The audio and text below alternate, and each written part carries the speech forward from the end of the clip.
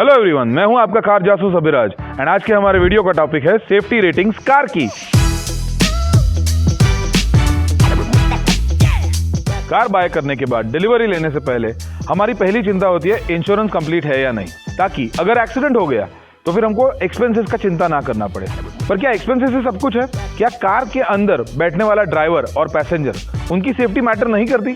बहुत करती है। तो चलिए आपको क्विकली समझाते हैं कि कार की सेफ्टी रेटिंग्स क्या होती है एंड क्यों आपको कार बाय करने से पहले उसकी सेफ्टी रेटिंग्स के बारे में जानकारी लेना बहुत जरूरी है। 1978 में यूएसए ने एक प्रोग्राम स्टार्ट किया जहां पे कस्टमर्स को कौन से कंपनी की कार कितनी सेफ है वो बताया जाता था। धीरे धीरे इसी प्रोग्राम को अपग्रेड किया उन लोगों ने एंड फिर कार की क्रैश टेस्टिंग करने लगे। इसी इनिशिएटिव को आगे ले जाके उन्होंने न्यू कार असेसमेंट प्रोग्राम यानी कि एनकैप ये नाम दिया। ये प्रोग्राम इतना पॉपुलर हो गया कि सारे कंट्रीज ने इस प्रोग्राम को अडॉप्ट कर लिया एंड धीरे धीरे Japan NCAP, Korea NCAP, China NCAP, even euro NCAP, ये सारे प्रोग्राम स्टार्ट हो गए। अब 2011 में एक independent charity registered in UK का नाम था ग्लोबल एनकैप। इन लोगों ने सारे अलग अलग कंट्रीज की गाड़ियों को टेस्ट करके उनको सेफ्टी रेटिंग्स देना स्टार्ट कर दिया। इनके बहुत सारे इनिशिएटिव्स है, उसमें से एक बहुत बड़ा इनिशिएटिव है safer cars for India. Yes, for India.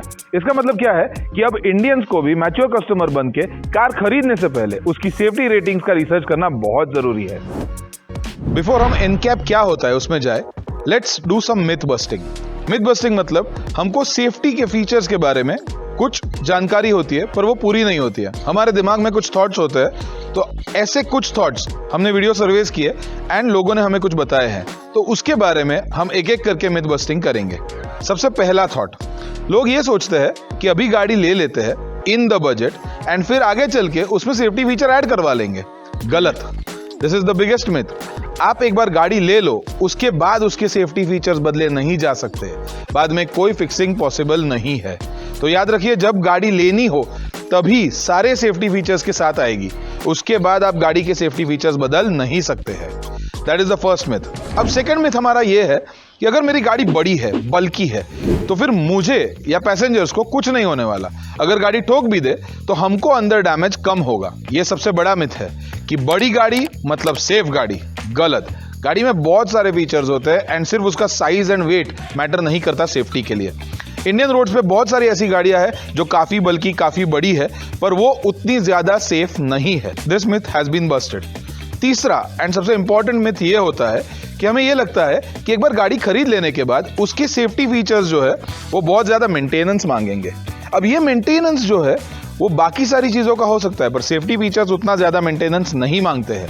Safety features सारे के सारे कंप्यूटराइज्ड होते हैं एंड ये कंप्यूटराइज्ड सेफ्टी फीचर्स में सिर्फ हमको देखना रहता है एंड उसमें कोई चेंजेस नहीं होते हैं। सो ये बहुत ज्यादा मेंटेनेंस नहीं, एक्चुअली ये फीचर्स सबसे लोएस्ट मेंटेनेंस मांगते हैं। So these were the 3 main myths that we came across and ये मिथ हमने आज बस्ट कर दिया है। So let's go for NCAP safety.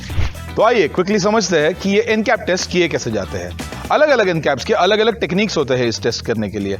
कुछ एनकैप फ्रंट ऑफसेट टेस्ट करते हैं, कुछ एनकैप फुल फ्रंटल टेस्ट करते हैं, साइड पोल टेस्ट होते हैं। हमारे लिए इंपॉर्टेंट है ग्लोबल एनकैप। ग्लोबल एनकैप जो है वो सिर्फ फ्रंट ऑफसेट टेस्ट करते हैं। फ्रंट ऑफसेट टेस्ट, इतना भारी शब्द, मतलब क्या होता है इसका? मतलब ये होता है इसका कि गाड़ी को 64 किलोमीटर पर आवर की स्पीड पे चलाया जाता है एंड कोलाइड किया जाता है विद 40% ओवरलैपिंग डिफॉर्मेबल बैरियर। अच्छा, अभी इसका मतलब कि अगर दो गाड़ियां 50 की स्पीड से सेम वेट वाली जा रही है एंड अगर वो हेड ऑन कोलिजन करती है तो फिर जो डैमेज होगा उतना डैमेज इस गाड़ी को होने वाला है। एंड इसके बेसिस पे अंदर एक डमी रखा जाता है जिसके पास सेंसर्स होते हैं। ये डमी को कितना डैमेज हुआ उसके बेसिस पे कार के रेटिंग पॉइंट्स मिलते हैं एंड उसी से कार के rating features and safety features decide किए जाते हैं। रेटिंग की अगर मैं बात करूं तो रेटिंग में हम एनकैप में देखते हैं कि हर एक गाड़ी को स्टार्स दिए जाते हैं, with 0 being the least safe car and 5 star मतलब हाईएस्ट सेफ कार। तो आइए क्विकली समझते हैं कि ये एनकैप रेटिंग्स होती कैसे है एंड किस क्राइटेरिया पे ये रेट की जाती है।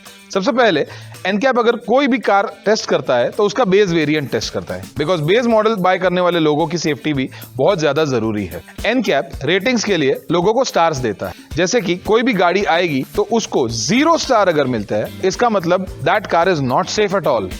पर अगर किसी कार को 5 स्टार्स मिलते हैं तो that is the maximum safety rating given by NCAP. मतलब उस गाड़ी में सारे के सारे सेफ्टी फीचर एनकैप के रेगुलेशंस के हिसाब से फिट किए गए हैं एंड वो गाड़ी एनकैप के हिसाब से बहुत ज्यादा सेफ है। एनकैप के खुद के रूल्स एंड रेगुलेशंस होते हैं, उनके खुद के क्राइटेरियाज होते हैं। हमारे इंडियन गवर्नमेंट के भी खुद के कुछ क्राइटेरियाज है, जैसे कि basic driver and passenger seat आगे की दोनों जगह पे एयरबैग्स कंपलसरी है। ये रेगुलेशन जो है गवर्नमेंट का वो आ चुका है जून 1, 2021 से। एनकैप में 1 स्टार के लिए आपको सिर्फ ड्राइवर सीट का एयरबैग जरूरी रहता है।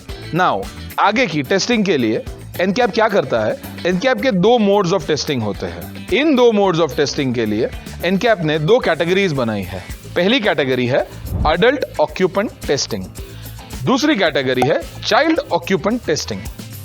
अडल्ट ऑक्यूपेंट टेस्टिंग में एक human alike dummy average adult size का अंदर बिठाया जाता है कार में टेस्टिंग के लिए। उसके ऊपर अलग अलग जगह पे सेंसर्स लगाए जाते हैं ताकि क्रैश टेस्ट के बाद उसको कहां कहां डैमेज हुआ है, कहां कहां इंजुरीज हुई है, उसके रीडिंग्स लिए जाते हैं। इंजुरी रीडिंग्स जो है वो 4 मेन बॉडी रीजन से लिए जाते हैं। पहला रीजन है हेड एंड नेक, दूसरा है आर्म्स एंड चेस्ट, तीसरा है नी एंड लेग्स एंड चौथा है पेल्विस। ये चारों रीजन्स में कितना डैमेज हुआ है वो बताएगा कि आपकी गाड़ी कितनी सेफ है। सेकंड कैटेगरी जो है चाइल्ड ऑक्यूपेंट टेस्टिंग, उसमें चाइल्ड जिनकी उम्र 18 महीने से लेकर 3 साल तक हो उसके साइज के अकॉर्डिंग डमीज सेट किए जाते हैं। मैन्युफैक्चरर ने चाइल्ड के अकॉर्डिंग अगर अंदर फीचर्स डाले हैं तो उन फीचर्स के एक्स्ट्रा पॉइंट्स दिए जाते हैं। यह टेस्टिंग मेथड के लिए 49 कैटेगरी पॉइंट्स होते हैं, वेयरएज अडल्ट ऑक्यूपेंट टेस्टिंग के लिए 17 कैटेगरी पॉइंट्स होते हैं। अलग अलग एक्स्ट्रा सेफ्टी फीचर्स के लिए एक्स्ट्रा पॉइंट्स दिए जाते हैं।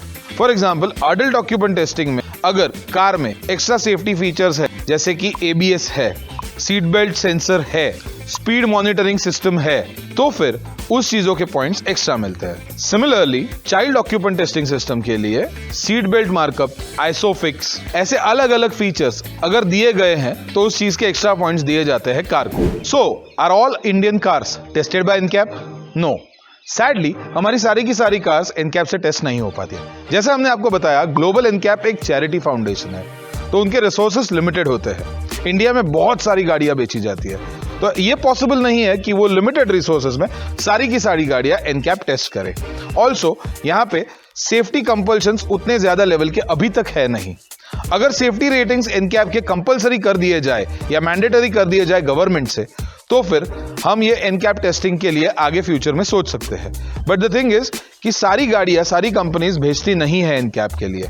बट इंडियन गवर्नमेंट ने बहुत सारे अलग अलग सेफ्टी नॉर्म्स, रेगुलेशंस ये सोचे हैं एंड इंप्लीमेंट भी किए हैं। इससे हमको कार सेफ्टी फीचर्स अच्छे मिलने का चांस है फ्यूचर में and also car safety regulations अच्छे होने का चांस है, ट्रैफिक लॉज और अच्छे बेहतरीन सुधरने का चांस। सो इंडिया में कार सेफ्टी का फ्यूचर काफी अच्छा लग रहा है। हमारी इंडियन गवर्नमेंट जो है वो काफी सारे safety norms and safety features include कर चुकी है एंड कर रही है, जैसे कि कंपलसरी ABS हो चुका है अब गाड़ियों में।